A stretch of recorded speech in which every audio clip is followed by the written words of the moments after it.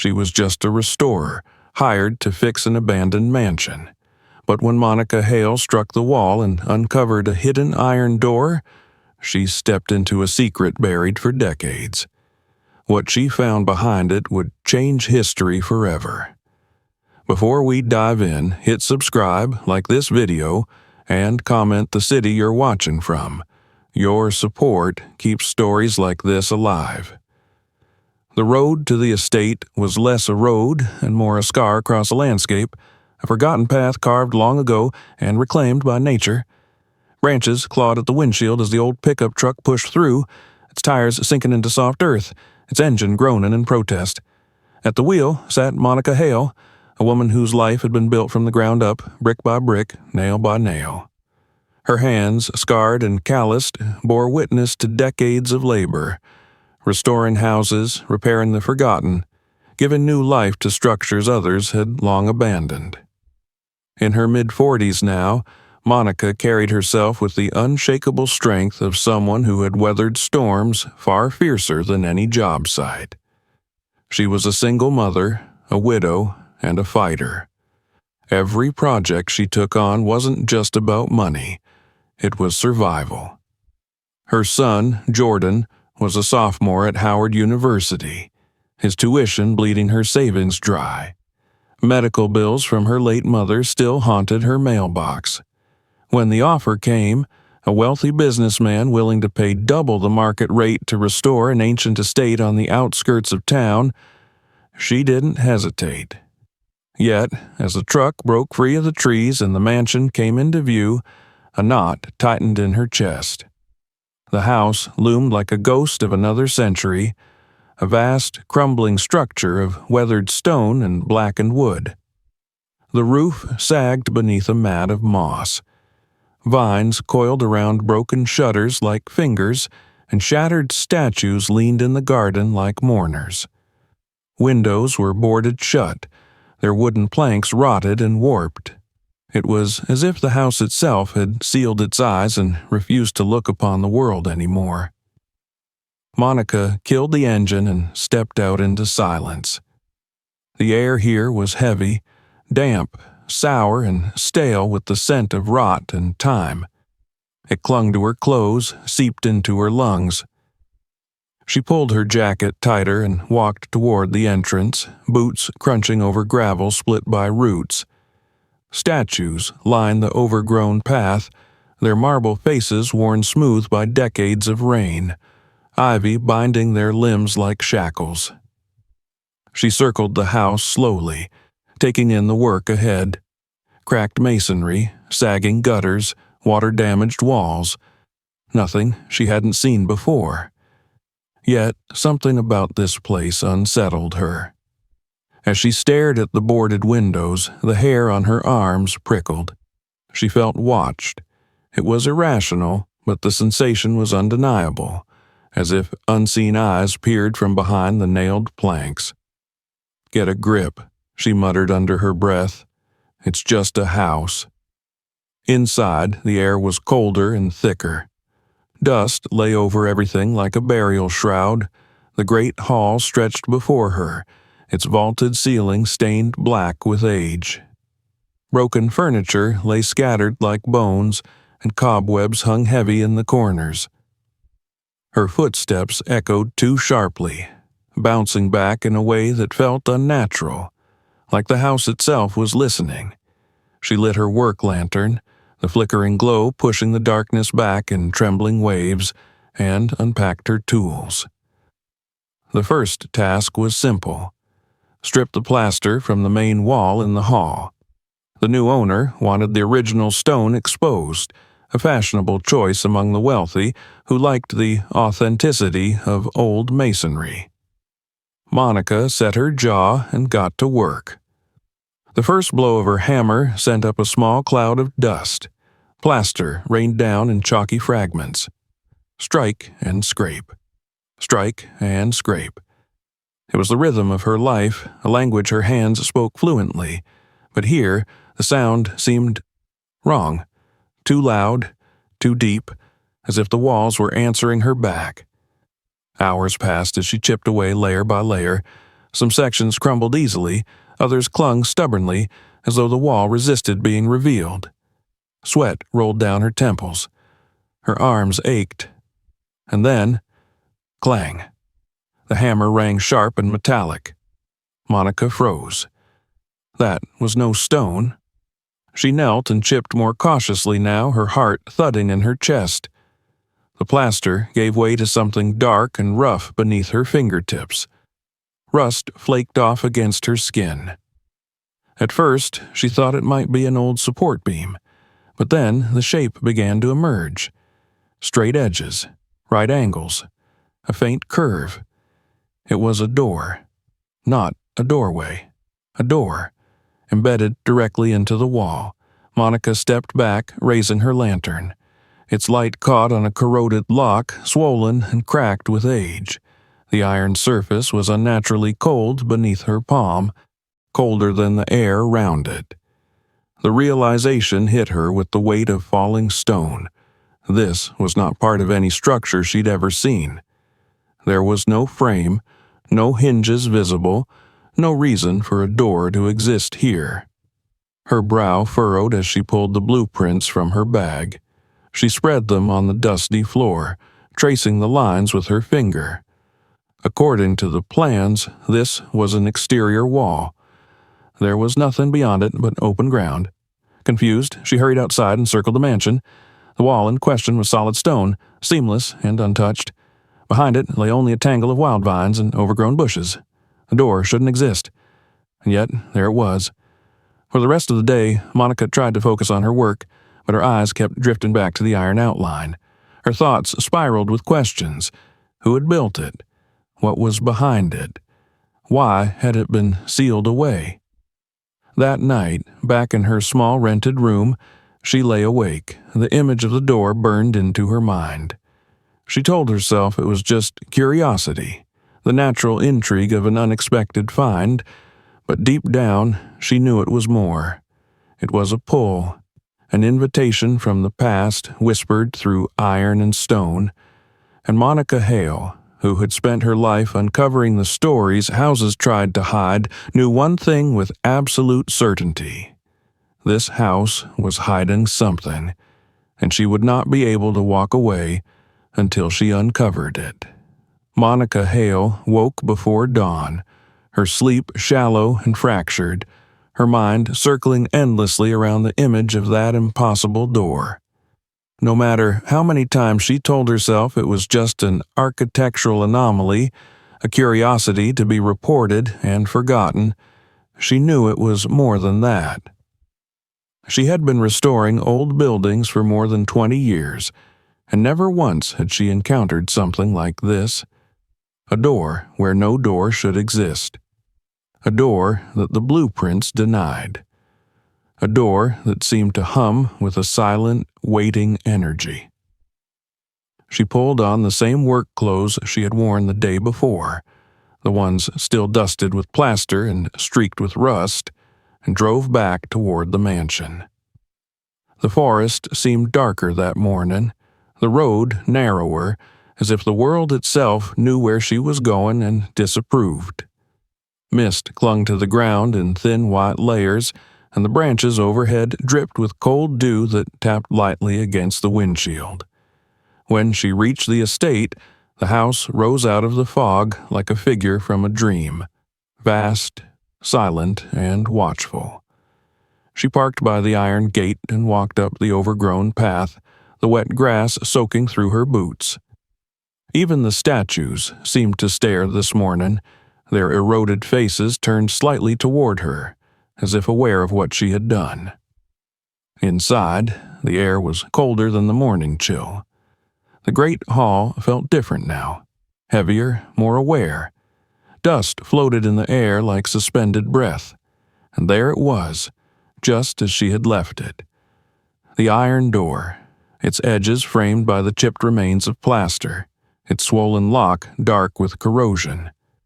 The sight of it tightened something deep in her chest. Monica set her tool bag down beside it and crouched to examine the lock more closely. It was old, far older than the rest of the house. The metal was pitted and brittle, but the mechanism itself looked solid, industrial, almost military. It was not something designed for a basement door or a wine cellar.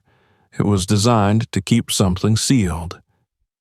She flipped open the worn folder of documents the owner had provided, blueprints, surveys, old photographs. Again, she traced the lines of the mansion's design. And again, the same fact glared back at her. The wall in front of her was supposed to be exterior. Beyond it was nothing but open ground. Yet, when she pressed her hand against the iron, it was cold and solid, as real as the stone surrounding it. The contradiction gnawed at her. It didn't make sense.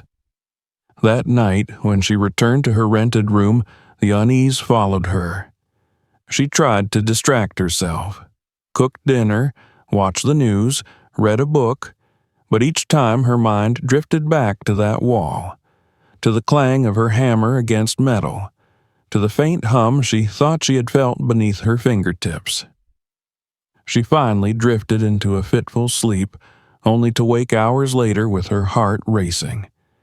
She could have sworn she heard a soft, rhythmic tapping coming from the direction of the mansion, like someone knocking from the other side of a wall. The following days blurred together. Monica tried to throw herself into other work, repairing floorboards on the upper levels, clearing the debris-choked stairway, sealing cracks in the windows, but no matter what she did, her thoughts circled back to the iron door. It seemed to loom in her peripheral vision, even when she was nowhere near the great hall. At night, in the silence of her room, she sometimes thought she heard the faint grind of hinges or the soft drag of metal on stone. And once, when she arrived early in the morning, her tools were not where she had left them. The hammer was a foot away from its place. The chisel rested against the door at an odd angle. She tried to rationalize it. She must have moved them and forgotten, or perhaps the vibrations of her work had shifted them. But deep down, she knew better. By the second week, Monica stopped pretending she could ignore it. A mystery had dug itself into her mind like a splinter. She needed to know what was behind that door. On a fog-drenched morning, she arrived at the estate earlier than usual, carrying more than her usual tools. In the back of her truck sat a heavy crowbar, a powerful flashlight, and a coil of climbing rope. She didn't know what she would find beyond that wall, but she knew she couldn't face it unprepared. The mansion greeted her with its usual silence, but now that silence felt alive, expectant. Dust swirled lazily in the air as she stepped into the great hall. She paused before the iron door, her breath slow and deliberate, her heartbeat drumming in her chest. "This is it," she whispered to herself. "No turning back now." She wedged the tip of the crowbar into the seam of the lock and leaned on it. The metal groaned, resisting at first as if unwilling to surrender its secret. Rust crumbled under the pressure, drifting to the floor like flakes of old ash. She pushed harder, muscles straining. The crowbar slipped, then caught again. A sharp metallic crack echoed through the hall. The sound of something breaking that had not been broken in decades. Silence followed. Monica froze, every sense straining for movement, for sound. Nothing came. The door stood unchanged, silent and inscrutable. But the lock was broken. The barrier between her and the unknown had fractured. She pulled the crowbar free and stood slowly, wiping sweat from her brow. Her hands trembled, not from exertion, but from the weight of what she had done. She had taken the first step, and now there was no going back. For several days after breaking the lock, Monica avoided the great hall entirely. She busied herself with other tasks, tearing out mold-ridden drywall, clearing debris from the decayed library, repairing the warped banisters. But the door was always there, a gravity she could not escape. At night, she dreamed of it. Sometimes closed and silent, sometimes yawning open into endless darkness. Once, in her dream, something on the other side had whispered her name. By the end of the week, Monica accepted what she had known all along. The door would not let her go until she opened it. The morning she returned to finish what she had started, the fog was thick and pale, swallowing the trees in ghostly light. She parked her truck, grabbed her flashlight and rope, and walked into the mansion with a steadiness she did not feel. When she reached the hall, the broken lock lay in rusted pieces on the floor. She placed her palm against the cold iron and pushed.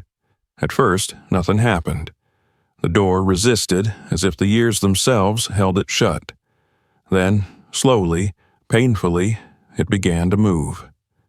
The hinges screamed, a raw, agonized sound that reverberated through the house. Inch by inch, the heavy door shifted until at last a narrow gap appeared. A rush of cold, damp air spilled out, heavy with the stench of rot and mildew. It clung to her throat and made her cough. With one last heave, the door swung wide enough for her to slip through. Beyond it, concrete steps descended into darkness. Monica lifted her flashlight. Its beam sliced through the gloom, revealing slick walls streaked with moisture and a narrow stairwell that disappeared deep into the earth. Water dripped somewhere below, each drop echoing like a distant heartbeat. Her pulse thundered in her ears. Every instinct screamed at her to stop, to turn around, to seal the door and walk away. But curiosity, and something deeper, something like destiny, pushed her forward. She adjusted the rope on her shoulder, tightened her grip on the flashlight, and stepped into the dark. The first step was damp beneath her boot. The second was colder.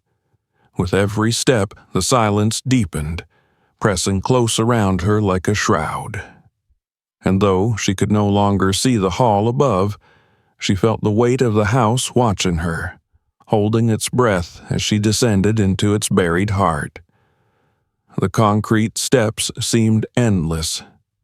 Monica's flashlight beam wavered across the slick, damp walls, her breath sounding too loud in the narrow stairwell. By her estimation, she should have already passed beneath the foundation of the mansion, but the staircase continued to spiral deeper into the earth, as though leading to a place that was never meant to be found. The air grew colder, heavier. A sour, metallic scent clung to her throat, mixed with something acrid and chemical that made her eyes sting. Finally, the staircase leveled into a narrow corridor, its ceiling so low she had to duck slightly. The walls pressed close around her shoulders, stained dark with patches of moisture. Each of her footsteps echoed ahead and behind, a hollow, amplified sound that seemed to belong to someone else. Somewhere in the distance, water dripped with slow, deliberate rhythm. At the far end of the passage loomed another door, this one made of thick steel. It was scarred and pitted with age, and dark welding marks ran unevenly along its edges.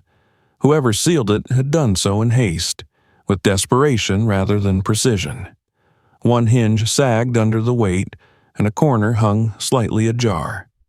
Through the narrow gap seeped a draft colder than anything she had felt above, carrying with it the unmistakable stench of rot and dust.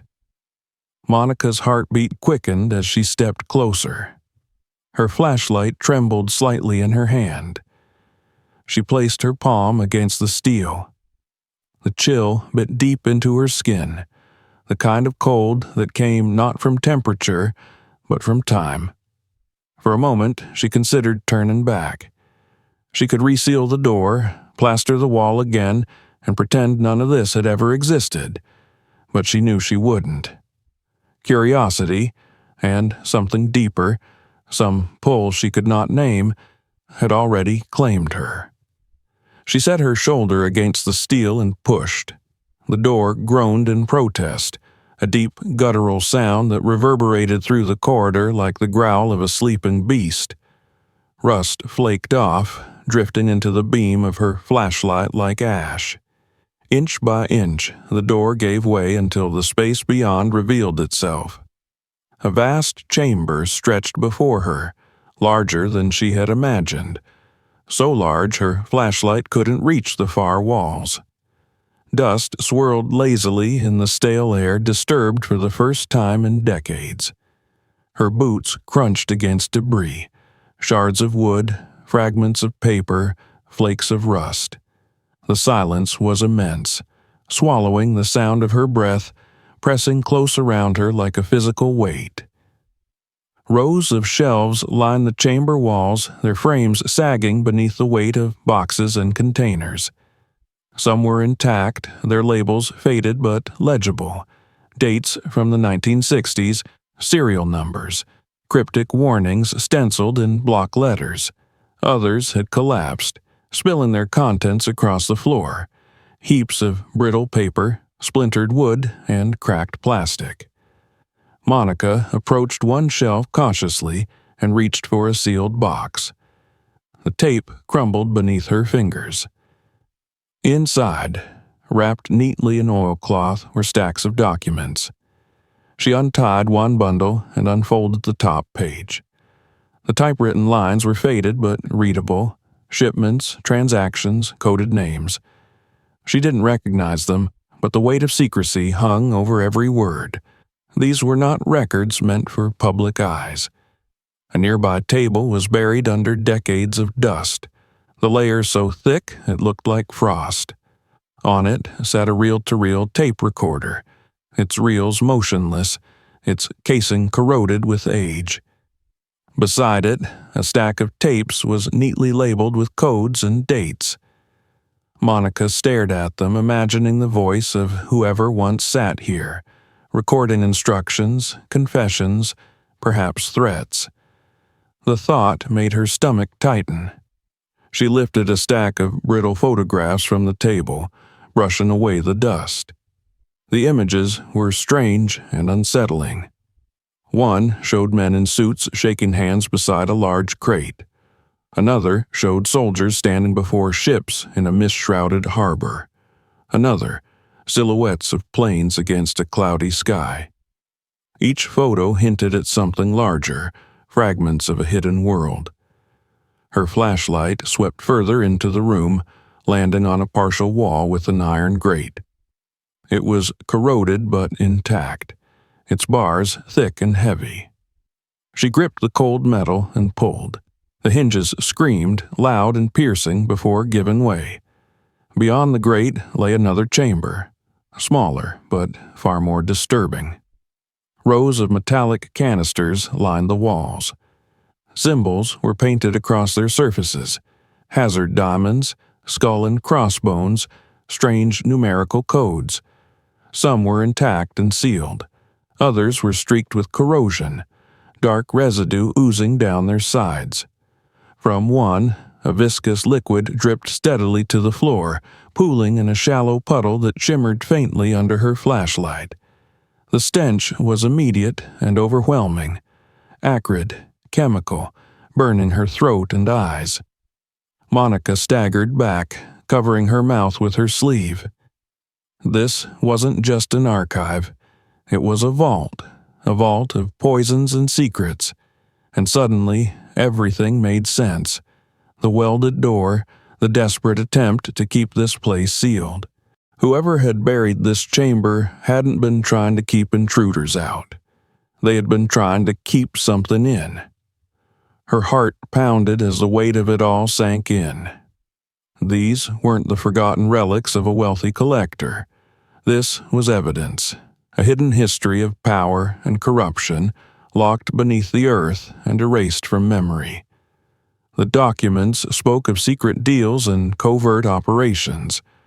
The canisters hinted at experiments or weapons that had never been meant for the public eye, and the deeper she looked, the clearer it became. This was the archive of a world that thrived in the shadows.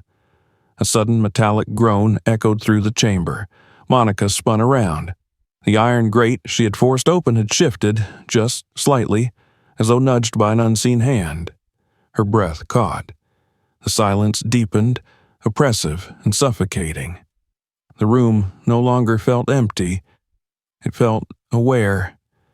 She stumbled backward, her flashlight beam darting wildly across the shelves, the leaking canisters, the piles of forgotten files. It all looked different now, less like a storeroom and more like a tomb. A tomb built to contain something that should never have been unearthed. Monica's lungs burned. Her throat stung. She knew she couldn't stay down here much longer. Clutching the rope over her shoulder like a lifeline, she turned and hurried back toward the corridor. The air seemed thicker now, resisting her movement. Each step felt heavier than the last. Water dripped somewhere behind her, slow, deliberate, like footsteps following in time with her own. By the time she reached the stairwell, her breath was ragged and her pulse hammered against her ribs. She didn't dare look back. The climb felt longer this time. Her flashlight flickered once, plunging the stairwell into total darkness. Panic flared in her chest, raw and primal, but just as quickly the beam steadied.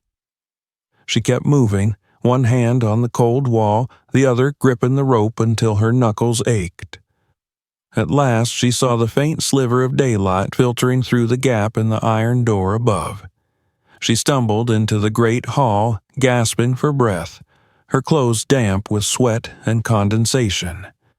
The air up here, still heavy and sour, felt like freedom. The door in the wall loomed behind her, ajar and broken, rust flaking from its edges. The darkness beyond seemed deeper now, more reluctant to release her. Monica stared at it for a long time, heart still pounding, mind reeling. She knew with chilling certainty that she had uncovered something terrible, something that had been buried not just to be forgotten, but to protect the world from its truth. And she knew, too, that she could never pretend it wasn't there. The night after Monica's discovery was the longest of her life. Sleep refused to come, and when it did, it came in short, feverish bursts. Each time she closed her eyes, she saw the same images playing over and over.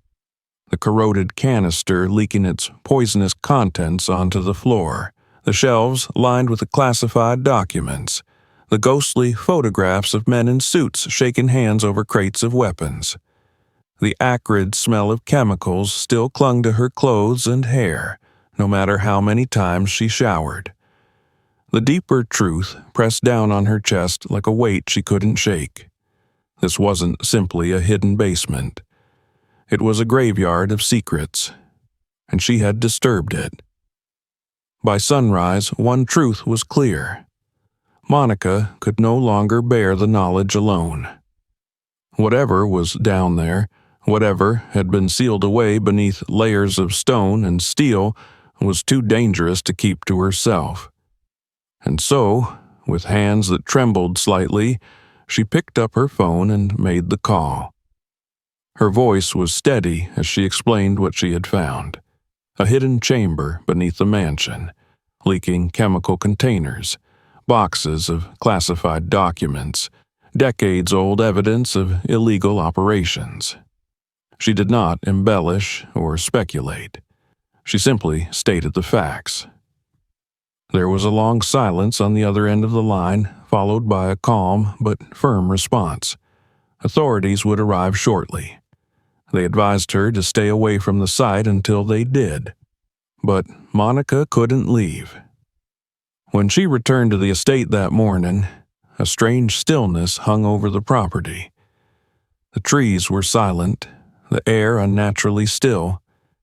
Even the house itself seemed to hold its breath, as though it knew what was coming. She stood in the great hall, staring at the broken iron door that gaped open like a wound in the wall. It no longer felt like a discovery. It felt like a warning. The first vehicles arrived before noon. Police cruisers rolled up the overgrown drive, followed by unmarked black vans and trucks bearing the insignia of federal agencies. Men and women in protective suits and respirators stepped out, their movements calm and practiced. They began to set up a perimeter around the property, stringing up barriers and warning signs. One of the officers approached Monica. "You're the one who found it?" She nodded. "You did the right thing," he said quietly, though his eyes betrayed something else, a mixture of caution and concern. Within the hour, the mansion was swarming with people. Teams descended the staircase into the chamber, their heavy boots echoing in the hallways. They moved with precision, setting up floodlights and sensors, their muffled voices rising and falling in clipped technical phrases. They marked crates and boxes with colored tags, photographed documents before sealing them in evidence containers. A hazardous materials team handled the leaking canister with almost ritual care, layering it in protective foam and securing it inside a reinforced steel case before carrying it out. More vehicles arrived as the day wore on. Larger trucks, some marked with military insignia. Bomb disposal units followed, their grim expressions betraying the potential danger of what they were dealing with.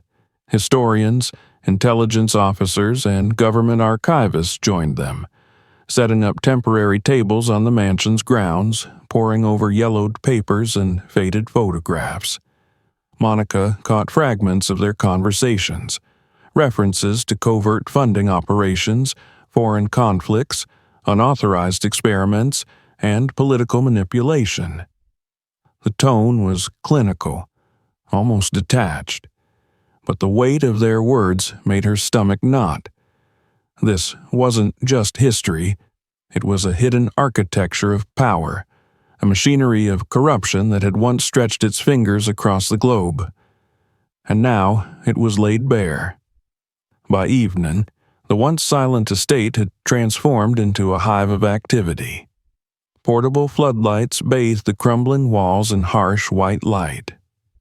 People moved like ants, carrying sealed crates out of the darkness, logging evidence, securing the perimeter. Reporters began gathering at the gates, their cameras flashing, their voices raised as they called out questions. Is it true chemical weapons were found? Were there links to government agencies? Who discovered the site? Monica stayed in the background, watching it all unfold as if from a distance. They were calling her the woman who unearthed the buried truth. Some were already framing her as a hero, a single mother and restorer who stumbled onto a secret that could rewrite history. But she felt no triumph, only a deep, bone-deep dread. Because she understood something most of them did not. The door she had opened could never truly be closed again. As night fell and the last of the evidence was loaded into armored vehicles, Monica stood alone by the garden's edge. The mansion loomed behind her, its boarded windows glowing faintly under the floodlights like blind eyes forced open. The broken door still gaped in the great hall, and from where she stood, the darkness beyond seemed to stretch on forever. She thought of Jordan, her son, and the world he was growing into. She thought of the people whose names she'd seen on those faded documents, men who had shaped events from the shadows, men who had never been held accountable. She thought of the canisters, the poisons, the quiet alliances built on blood and profit. Some truths, she realized, were never meant to see the light. But once they did, they could never be hidden again. When Monica finally turned away from the mansion, the night was cool and still. Gravel crunched under her boots as she walked back toward her truck. She did not look back, but she knew she didn't have to. The shadow of what she had uncovered would follow her always. She had not simply broken a lock or opened a hidden door. She had pried loose the lid of history itself, and history would not forget her. Some doors are sealed for a reason, and once opened, they can never be closed again. Monica Hale's discovery didn't just uncover the past, it exposed a truth the world was never meant to see. If this story moved you, subscribe to our channel, like the video, and share it with friends and family. And don't forget to comment where you're watching from. We'd love to hear your thoughts.